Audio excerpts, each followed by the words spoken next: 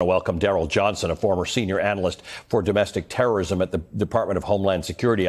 He's the author of Hateland, a long, hard look at America's extremist past. I quoted from both of them extensively in the introduction to this segment. So, gentlemen, thank you both for being with us. I appreciate this important conversation. Daryl, let me just start with you. I sort of set up your background and your history and how much you've studied this.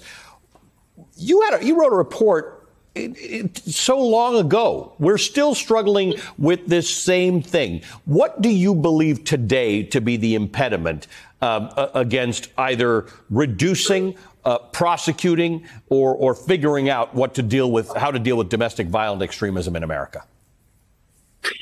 Well, I tell you, when I wrote that report in 2009, I never anticipated this threat to last so long. I thought it would be kind of a two-term 8-year, 10-year cycle. And here we are in year 15. I think the single most impediment to solving this issue are politicians that pander to these groups and individuals and actually inflame them to radicalize and mobilize towards violence.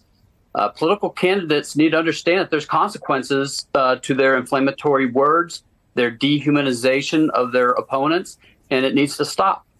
There's a term people in your line of work use, and it's stochastic terrorism. It's the idea that you don't have to do it. You just have to say it, and people will pick up on this and do their own damage, which is increasingly what we see these days. Exactly.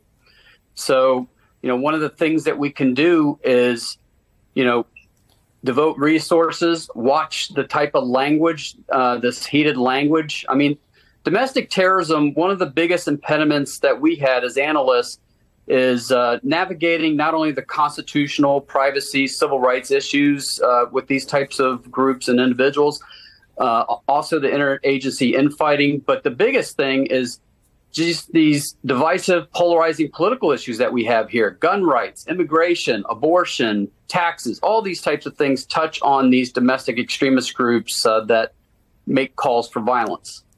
Professor